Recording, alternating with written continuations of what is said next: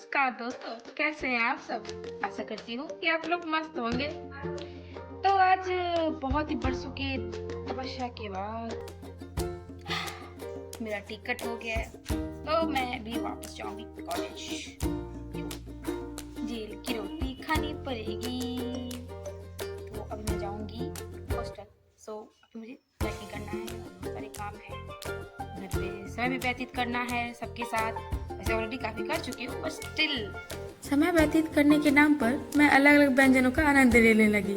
यूँ घर वालों कहते हैं कि जाने से पहले सब कुछ खिला देंगे, तो मैं धीरे धीरे करके सब ट्राई कर रही थी। रात को हमारे यहाँ भोज का आयोजन था। जी हाँ, मेरे गांव में। ये हमारे मिथिला का एक सुंदर रिवाज है, जिसमें लोग घर पर ही भोजन पहुँचाते हैं। शायद आप में से कोई लोग से परंपरा से परिचित भी होंगे। इस भोज में सकरोड़ी भी होता है, और आप उस सकरोड़ी के बारे में नहीं जानते होंगे। और इसी के साथ मेरी माता श्री अपने गुणी हाथों से परंपरा, प्रतिष्ठा और अनुशासन को तलने लगी। जी हाँ, कल मुझे घर से निकलना था, इसीलिए मम्मी कुछ न कुछ बना रही। वैसे ये परंपरा, अनुशासन कहना सिर्फ एक हंसी मजाक की बात थी। ये एक मीम से रिलेट करता है। असल में हम नमकीन टिकरी यानी कि ठेकुआ, आप लोग जानते होंगे, चूरा फ्राई को इस नाम से बुलाते हैं। ये कोई गंभीर बात नहीं, बस ऐसे ही हमारे इधर का हंसी मजाक है। परंपरा, प्रतिष्ठा और अनुशासन में जैसे लिखा ही हो कि हाँ, कोई बाहर जा रहा है, मतलब इन चीज़ों को साथ ले जाना आवश्यक है। और हाँ, हमारे भुक्खड़ दोस्त का काफ़ी डिमांड भी होता है कि नहीं, लेके आना ही, ठेकुआ लेकर के आना ही, नहीं तो एंट्री नहीं मिलेगी। लेके तो जाना पड़ता है सबके लिए। काफ़ी पसंद करते हैं बाहर लोग इसको, और हम तो करते ही हैं।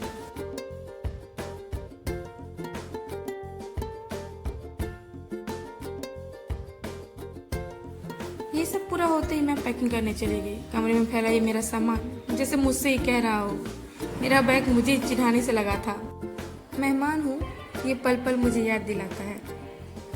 जब तक बैग ठीक से खाली नहीं होता है, हमें वापसी करना पड़ता है, मानो बग परिंदों सा उड़ रहा हो।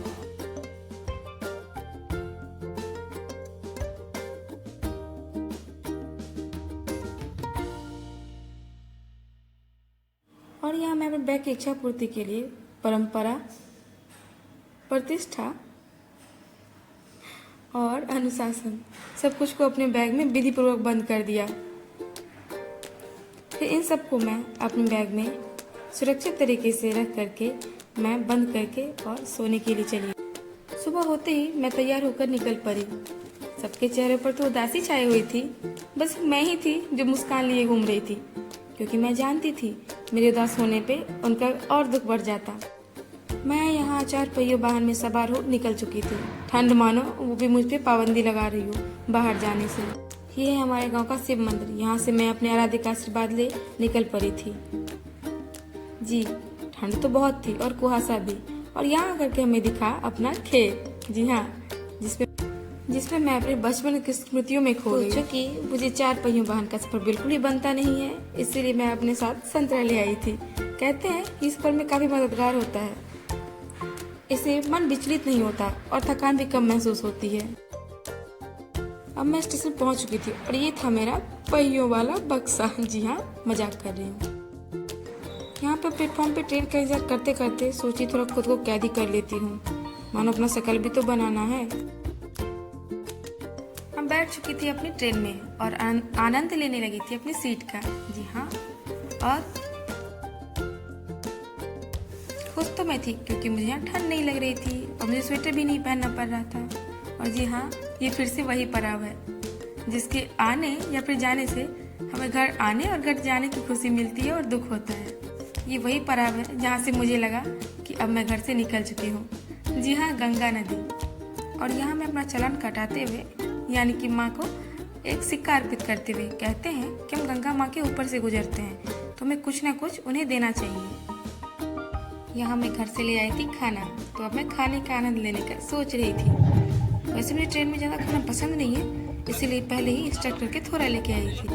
वैसे तो मैं ऊपर बैठी हुई थी, इसलिए मैं ज़्यादा कुछ ले नहीं पाई और आराम से ट्रेन में इंतजार करते करते, सोते सोते पहुँच गई अपने डेस्टिनेशन पे।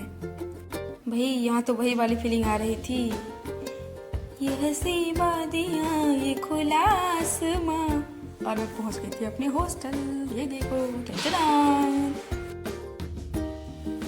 मैंने लिया अपने हॉस्टल के अंदर प्रवेश और ये देखो कितने प्यारे प्यारे फूल हैं। हाँ, सजाने के लिए कुछ ना कुछ तो करना पड़ता है भाई, हमारा पैसा जाएगा किधर, इधर ही तो आते हैं सब लाइन से।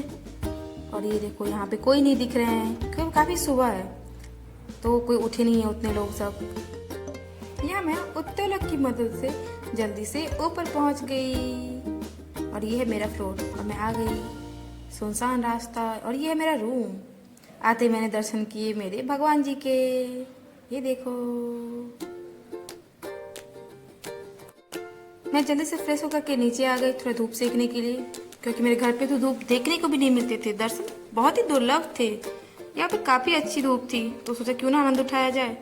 फिर मैं सोची चलो कुछ खा ही लेते हैं भाई, हॉस्टल का टेस्टी टेस्टी खाने का आनंद जो मिल रहा, तो खा के मैं फिर से आ गई घूमने, बाहर थोड़ा देखने कि कॉलेज में सब कुछ कैसा चल रहा है।